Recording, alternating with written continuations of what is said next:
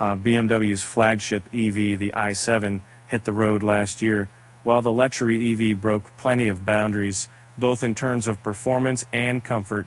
Many people were left wondering when it would inevitably get its M package. Well, those people got their wish in April, and we recently went hands-on with one to see just how much of a difference the Motorsport package makes to what is BMW's most luxurious vehicle. On paper, it should be mind-blowing. The all-wheel drive i7 M70 xDrive, to give it its full title, has two powerful motors driving its wheels. The motor at the back is the most powerful unit BMW has ever produced at 483 horsepower.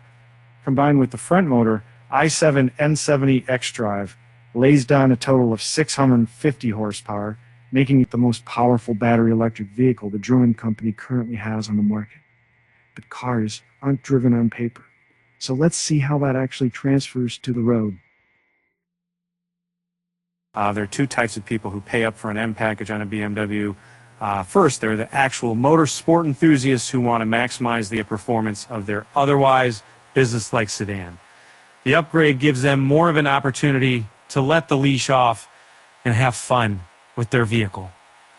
Then there are the people who pick the package, so everyone knows they dropped an extra $20,000 or so on their luxury motor. People in the latter camp may be disappointed by the interior choices on several of the i7 N70s. They're not as in-your-face as M packages have historically been. You get a unique display on the infotainment system, and if you look very closely at the inside of the steering wheel, the stitching is in M colors. The seat belts are stripe-free, and unless you really pay attention, you may struggle to differentiate it from a standard i7 in terms of looks. But externally, things are a little more noticeable. You'll get the M badge on the front and back of the vehicle, plus a few unique trim elements, such as a very unique splitter at the back. At the front, the kidney grille now has a glowing outline with the M package, though stylistically this may divide opinion somewhat. Opting for an M package on a 7 Series was arguably always an odd choice. While performance is a factor with all BMWs, the 7 was always a luxury option. You're supposed to be smoothly and comfortably gliding along the road in one, not throwing it into corners. With the i7, it makes even less sense. The performance of the standard non-M vehicles is already phenomenal. The i7 xDrive 60, to give it its full title, has 536 horsepower and can rocket from 0 to 60 in as little as 4.5 seconds. Even the cheaper i7 eDrive 50 isn't sluggish, rocking 449 horsepower and only adding 0.8 seconds to the all-wheel drive version's 0 to 60 times.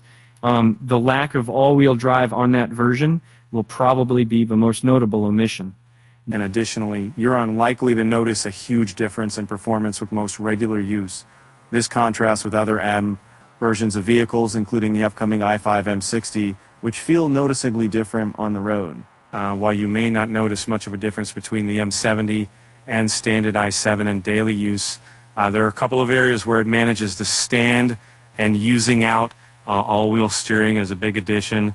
And long, large vehicles like the i7 are ideal candidates for it. Although the rear axle steering system only shifts the wheels around 2.5 degrees, it makes a pretty big difference in practice. The i7 N70 has a turning circle of just 40.3 feet, which is a tenth of a foot better than the traditionally sportier standard 5 Series. Add in the various sensors and other driver's aids, and maneuvering the electric 7 Series through tight parking garages and car-unfriendly city streets becomes far less difficult. Then there's the N-Boost tab to the left of the steering wheel.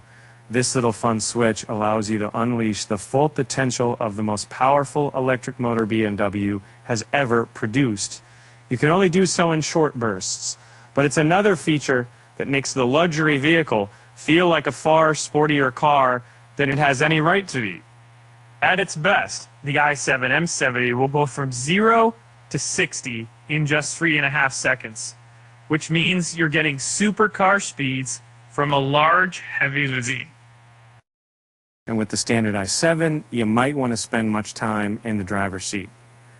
The massage seats, cinema mode, and the top-tier suspension means you're better off relaxing in the rear than you are sitting up front. But the M package may just be that missing element the front seat needs to compete. With the M70, you still have everything that makes the regular i7 great. But there's also a chance of some fun, permeating through the professionalism.